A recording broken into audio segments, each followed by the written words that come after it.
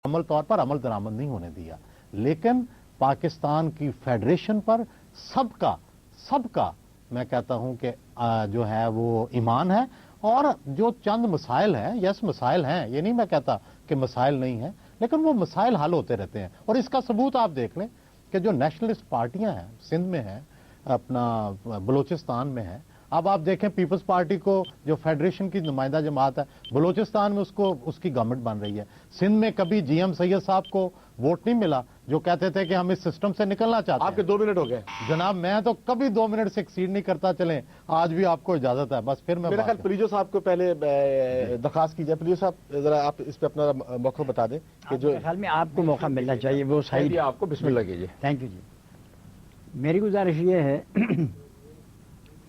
कि करारदाद पाकिस्तान में जो बात थी उसमें कोई तरमीम नहीं हुई। मैंने चैलेंज किया है, मैं आज फिर तालीम करता हूँ कि ऑल इंडिया मुस्लिम लीग के अपने फैसलों और मकासद को तब्दील करने का जो तरीक़ाकार था उसके मुताबिक कोई तरमीम नहीं हुई। Absolutely not. अगर हो तो मैं किताबें ले आऊँ, फिर आपको बताऊं हर एक चीज़। जिस तरह हम वकील आर्ग्यू करते हैं फिर मैं करूंगा, मैं इस पर तैयार होकर नहीं आया हूं, लेकिन मैं यहाँ आज ये बुनियाद करता हूं कोई तरमीम नहीं हुई। मैं पूरे पाकिस्तान के आईनी माहिरीन को कि आप साबित कर दिखाएं कि करारदाद पाकिस्तान में कोई भी तरमीम हुई। नंबर 1।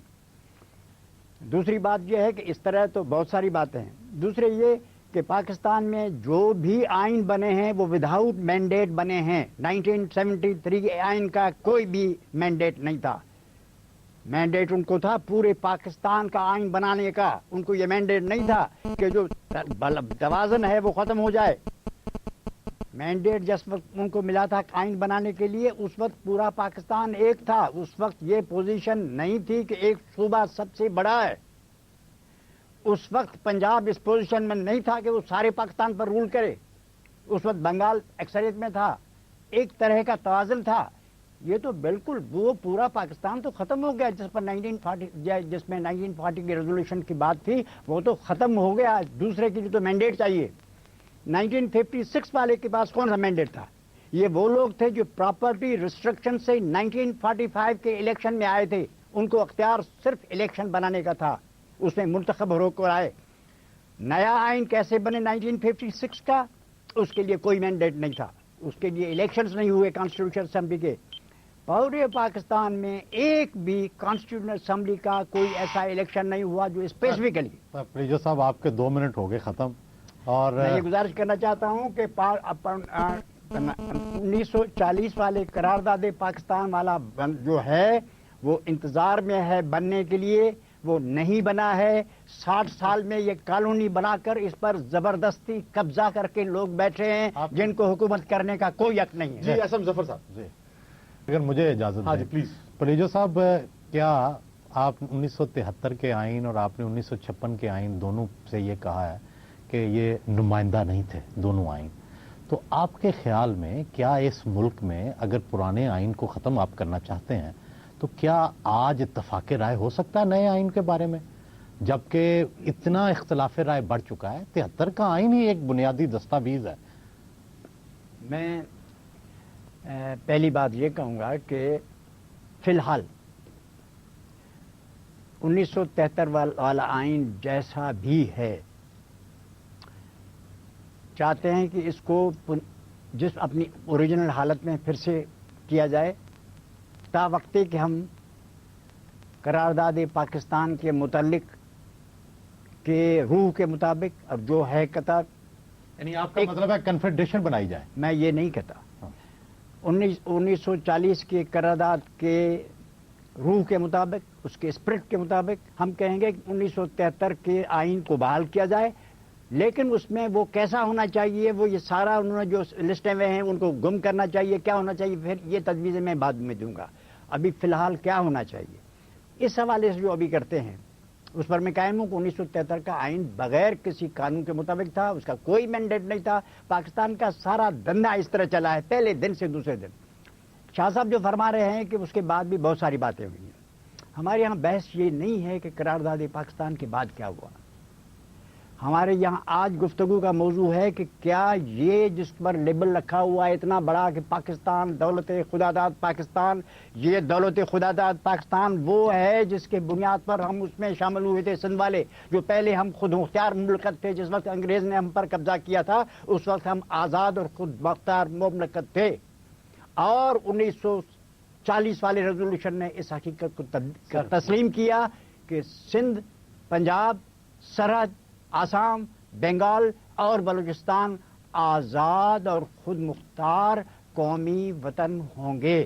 پلیجو صاحب میری ایک گزارش ہے، ایک سوال ہے، ایک سوال ہے، آپ رسول بخش پاکستانی تھے، بس یہ ہو رہا ہے، آیا یہ پاکستان جو آج جس کو ہم کہتے ہیں یہ وہ آزاد اور خود مختار قومی وطن ہیں جس کا ذکر 1940 کے ریزولوشن میں ہے اور جس کے بنیاد پر ہم پاکستان میں شامل ہوئے تھے؟ میرا ایک سوال ہے، ایک سوال کر لوں میں۔ سوال یہ ہے کہ آپ قائد اعظم کے فالوور رہے، ان کے نظریے کو آپ مانتے رہے، رسول بخش پاکستانی آپ نے اپنا نام رکھا، میں نے نہیں رکھا، لیکن آپ کی پہلی بات صحیح ہے، میں آپ کہلائے جاتے تھے رسول بخش پاکستانی، جناب دیکھیں، اور کب یہ ہوا؟ آپ نے میں نے یہ کبھی نہیں کہا، لوگ کہتے تھے آپ لوگ کبھی نہیں کہا۔ میں یہ عرض کرنا چاہتا ہوں کہ میں قائد اعظم کو صحیح سمجھتا تھا، یہ پوزیشن ہے، میں کئی بار کہہ چکا ہوں کہ he was the only nationalist in India, سارے لوگ متعصب ہوتے تھے، ادھر ادھر چلاکیاں ولاکیاں کرتے تھے، وہ کھرا آدمی تھا، وہ صاف آدمی تھا، پہلے میں اس کی ساری عمر خلاف رہا ہوں، لیکن جب میں گہرا مطالعہ کیا پھر میں اس نتیجے پر پہنچا کہ یہ آدمی صحیح تھا، اور اس نے ادھر ادھر کی باتیں نہیں کی، اس بات پر جو پاکستان بننا تھا وہ نہیں بنا۔ قائد اعظم نے کہا 1935 کا مرکز نہیں چاہیے، انہوں نے ایک بات کہی ہے وہ آپ اپنے ذہن میں رکھیں، انہوں نے کہا، دو چھوٹی انٹروینشن کرنا چاہوں گا۔ ایک تو یہ میں عرض کروں گا کہ پاکستان سے زیادہ جینون ملک جو اپنے لوگوں کے ارادے سے بنا ہو بہت کم دکھائی دیتا ہے، فراڈ ہے، ٹوٹل فراڈ ہے، وہ نام لے کے آپ نام لے کے قبضہ کر کے یہ جو آرمی والے بیٹھے ہیں یہ پاکستان جینون ملک ہے، یہاں جو چیف جسٹس جیل میں پڑا ہوا ہے یہ جینون ملک ہے، یہاں آرمی قبضہ کر کے بیٹھی ہے جینون ملک، یار کمال کرتے ہیں، میں تو ہاتھ یہ چیف جسٹس جیل میں پڑے ہوئے ہیں، سپریم کورٹ جیل میں پڑی ہوئی ہے، ہاتھ دھو کے بیٹھے ہیں، آج تو قرارداد پاکستان پہ بات کر رہے ہیں، ہم تو آپ کو بتائیں گے کہ کیوں جینون ملک ہے، آپ تو خامخواہ ناراض ہو رہے ہیں کیونکہ میں نے آپ کے اس الفاظ کے مقابلے میں اتنے سخت الفاظ استعمال نہیں کیے، میں تو اپنا موقف بیان کر رہا ہوں، میں بتا رہا ہوں میرے نقطہ نظر سے اتنا جینون ملک ہے کہ اس ملک کی آزادی کے بعد بہت سارے ملک آزاد ہوئے اور حق خود ارادیت کی بنا پر ہوئے، یہ کہ اس کے بعد ہم نے اپنا کیسا ستیہ ناش کیا وہ اس ورثہ کی خرابی نہیں ہے، وہ وارثوں کی خرابیاں ہیں، ٹھیک کہہ رہے ہیں ہم بھی، تو وارثوں کو خراب کہیے، ورثوں کو خراب نہ کہیے۔ ابھی میں اس لیے نہیں چلے، وہ عمارت اس بنیاد پر بنی نہیں، موقع بولے آپ وہ بات نہیں کر رہے، آپ کو آپ کے والدین نے بہت اچھی جائیداد دے دی، آپ ناخلف پیدا ہو گئے، معافی چاہتا ہوں آپ کا نام لے کے دیا، لیکن ہو گئے تو آپ اس کی جائیداد کو تو خراب نہ کہیے کہ وہ فراڈ تھا، فراڈ تو آپ نکلے۔ آگے چلیے، میں بات کہنے کے بعد آگے چل رہا ہوں۔ یہ بھی یہ کہہ رہے ہیں کہ جو اصل آئیڈیا تھا، ایک چیز کو پھر میں دوبارہ قرارداد پاکستان پہ بات قرارداد پاکستان پر بااصرار کہہ رہا ہوں، قرارداد پاکستان پہ بااصرار کہہ رہا ہوں کہ وہ قرارداد پاکستان ہندوستان کے اندر رہتے ہوئے انڈیپینڈنٹ اور آٹونومس ریجنز کی بات کر رہا ہے، اور بالآخر فیڈریشن ہونی چاہیے۔ میں آپ سے بتاؤں فیڈریشن یوں ہونی چاہیے کہ بالآخر یہ فیصلہ ہوا کہ نئی کانسٹیٹیوٹ اسمبلی نے پاکستان کا کانسٹیٹیوشن بنانا ہے، جس سے مراد یہ ہے کہ 1940 کا ریزولوشن جو ہے وہ کانسٹیٹیوشن نہیں ہے، وہ آپ کو ملک پر وہ کانسٹیٹیوشن کا بنیاد ہے جس سے آپ مفر نہیں کر سکتے، اس کانسٹیٹیوشنل بنیاد سے نہیں جوڑ سکتے، آپ کے ملک بنانے کی بنیاد، ملک بنانے کے لیے کانسٹیٹیوشنل بیسس وہی تھا، اس سے الگ کوئی بیسس نہیں ہے، الیگل ہے انکانسٹیٹیوشنل ہے۔ ہم ایک دوسرے کی کنورسیشن میں تو انٹرفیئر نہیں کریں گے نا، آپ جب بولنا چاہیں گے میں چپ ہو جاؤں گا۔ تو میں یہ آپ سے کہہ رہا ہوں کہ فیصلہ یہ ہوا کہ ایک کانسٹیٹیوٹ اسمبلی بنے گی، اس کانسٹیٹیوٹ اسمبلی میں وہ سارے لوگ موجود تھے جنہوں نے پاکستان بنایا، جن کو پاکستان کا ویژن تھا۔ انہوں نے سب سے پہلے ابھی 1956 کے آئین کو چھوڑ دیتے ہیں تھوڑی دیر کے لیے، 1954 کا آئین بنایا تھا ایک، جو کہ غلام محمد صاحب نے آئین سائز آف اسمبلی کے ساتھ باہر بھیج دیا تھا۔ میں چونکہ طالب علم ہوں آئین کا پاکستان کا، میں آپ سے عرض کروں کہ 1954 کا آئین کہیں زیادہ اسٹرانگ فیڈریشن تھی 1973 کے آئین کے مقابلے میں، جس میں آپ لفظ استعمال کرتے ہیں جو پرانا لفظ استعمال ہوتا ہے کہ مرکز مضبوط. تو اس لیے ان لوگوں نے جنہوں نے پاکستان کی قرارداد کو منظور کیا تھا، جس میں سہروردی بھی شامل تھے، خواجہ ناظم الدین شاہ بھی شامل تھے، قائد اعظم بھی موجود تھے، باقی سارے لوگ بھی موجود تھے، ان لوگوں کے موجودگی میں جو آئین بنا، جو اگرچہ آئین نافذ نہ ہو سکا، وہ آئین بھی وفاقی تھا، وہ آئین بھی فیڈریشن تھا. شاہ صاحب آپ کی بات چیت بھی جاری رہے گی اور اس کو ہم مزید تفصیل سے سنیں گے. یہاں پر لیں گے ہم ایک بریک، اور بریک کے بعد ہم دوبارہ حاضر ہوں گے. ہمارے ساتھ رہیے گا. دودھ کا تازہ مزہ ہے، خستہ خستہ اور میٹھا. سوال پوچھیں. جی مجھے اس سلسلے میں وضاحت کرنی جی ہے. بالکل بالکل، جی، موقع آپ کو سر. جی جی جی. سر گزارش یہ ہے کہ اگر آپ کی بات مان لی جائے، فرض کریں آپ کہتے ہیں کہ جو قرارداد پاکستان کے مطابق، اچھا آپ نے طے کی نہیں گزارش یہ ہے کہ لیکن وہ قابل عمل نہیں ہے. قابل عمل اس لیے نہیں ہے کہ کیا دنیا میں کبھی انڈیپینڈنٹ سٹیٹس جو ہیں ان کی کوئی فیڈریشن یا کنفیڈریشن چلی ہے؟ میں صرف ایک مثال دے کے آپ کی طرف آتا ہوں کہ امریکہ میں یہ تجربہ کیا گیا کہ بہت پاورفل صوبے یا ریاستیں بنائی گئیں اور ان کے آئین الگ، ان کی سپریم کورٹ الگ، ان کے گورنر الگ، پورا نظام الگ، اور ایک لوز نہیں. سن لے، اب بھی آئین الگ ہے. سن لے صوبوں کا آئین ایک سر مجھے بات کر لینا. صوبوں کا آئین امریکہ میں اب الگ ہے. اب بھی الگ ہے، جھنڈے بھی ہیں. اب سب کچھ الگ ہے. لیکن ہوا کیا کہ وقت نے اور ارتقاء نے ثابت کیا کہ وہ ان کا مثبت جو مرکز تھا وہ مضبوط ہوتا گیا، اور وہ جو صوبے ہیں اب بھی ان کو پاس اختیارات ہیں، لیکن مرکز اور صدر جو ہے وہ سب سے امریکہ کا طاقتور علامت ہے. میری گزارش یہ ہے کہ کیا دنیا میں کون سی مثال دیں گے اور کس طرح آپ سمجھتے ہیں کہ پاکستان چل سکتا تھا؟ پہلے میں یہ عرض کر دوں گا کہ پاکستان کا قرارداد پاکستان پر عمل اور اس کے بنیاد کے بارے میں جو بات ہو رہی ہے وہ اس طرح ہے کہ پہلے تو ایک خوبصورت لڑکی دکھا دی کہ جی شادی آپ کی ان کے ساتھ کرنی ہے، تیار ہیں آپ نے جی ہاں جی اس لڑکی سے ہم شادی کریں گے. شادی کے وقت وہاں موقع ہوا اندر دیکھیں کہ وہاں دلہن بیٹھی ہوئی، دیکھیں کہ بوڑھی بیٹھی ہوئی ہے. بھائی ہم نے تو آپ سے شادی کے لیے کہا تھا، یہ لڑکی ہے یا کوئی اور لڑکی ہے، لیکن میرا بات تو شادی کی تھی. جیسے جناب کہہ رہے ہیں، یعنی وہ جو خود مختار اور آزاد اور خود مختار قومی وطن تھے، وہ تو ایسی خوبصورت لڑکی دکھائی تھی، وہ تو کچھ نہیں ہے. شادی کرنی ہے تو شادی اس بڑھیا سے کر لو، آمریت سے شادی کر لو، فوجی راج سے شادی کر لو، ڈنڈے کے ساتھ شادی کر لو، حقوق غصب کرنے کے ساتھ شادی کر لو. تو کوئی فوجی حکومت نہیں. میں گزارش کر رہا ہوں کہ ہمارا بحث یہ ہے، قائد اعظم نے اس سال 1940 میں جو بنیاد رکھی تھی وہ بڑے سوچ سمجھ کے بعد، it was a constitutional foundation of Pakistan. Plan کیوں مانا تھا؟ اب آئین کے دفعات بعد میں کرتے رہے. آپ کانسٹیٹیوشن لائے رہے، میں یہ کہاں کہہ رہا ہوں کہ آرٹیکل ہونا چاہیے، جج کی عمر کتنی ہونی چاہیے، اس کو اتنا ہونا چاہیے، وہ تو تفاصیل بعد میں ہیں.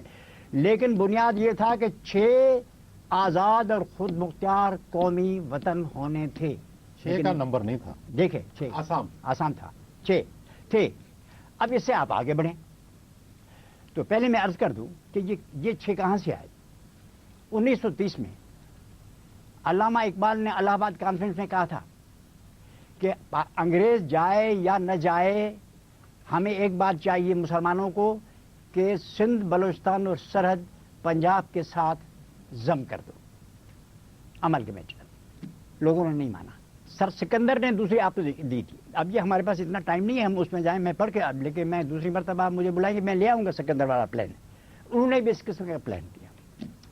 1938 میں، اس سے پہلے 38 میں کراچی کانفرنس میں سندھ ورکنگ کمیٹی نے تجویز پیش کی کہ ہندوستان کو تقسیم کیا جائے. اس سلسلے میں انہوں نے تجاویز پیش کی. سر قابل عمل تھا. میرا خیال ہے اگر آپ اجازت جو آج کی موجودہ صورتحال میں بھی آتا ہوں، ایک منٹ شاہ صاحب سے ذرا سے بات 1939 میں یہ تجاویز اور بھی تجاویز ورکنگ کمیٹی آل انڈیا مسلم لیگ کی پیش کی گئی. انہوں نے اس کو ورک آؤٹ کیا. یہ نہیں تھا کہ فیصلہ صرف یہ تھا کہ ملک کو ایک ملک مسلمانوں کا بننا ہے. یہ میرا انتہائی ادب کے ساتھ میں کہتا ہوں کہ 1940 کی قرارداد محض یہ نہیں ہے کہ مسلمانوں کا الگ بنے گا، چاہے وہ گدھوں کا ہو، گھوڑوں کا ہو، قید خانہ ہو، جیل ہو، سارے لوگوں کو ایک صوبے میں ضم کر دو، تمہاری مرضی ہے، کچھ نہیں ہے، تم چلے آؤ بیٹے، آ جاؤ اس میں شامل ہو جاؤ. نہیں نہیں نہیں نہیں، واضح تھا کہ قومی آزاد اور خود مختار وطنوں کے بنیاد پر جو بھی دنیا میں آئین کوئی ایسی بنے گا، مثال ہے؟ اس کے بعد آتے ہیں ایس ایم ظفر صاحب ہو گیا۔ تھوڑا سا ان سے رائے لے لیں۔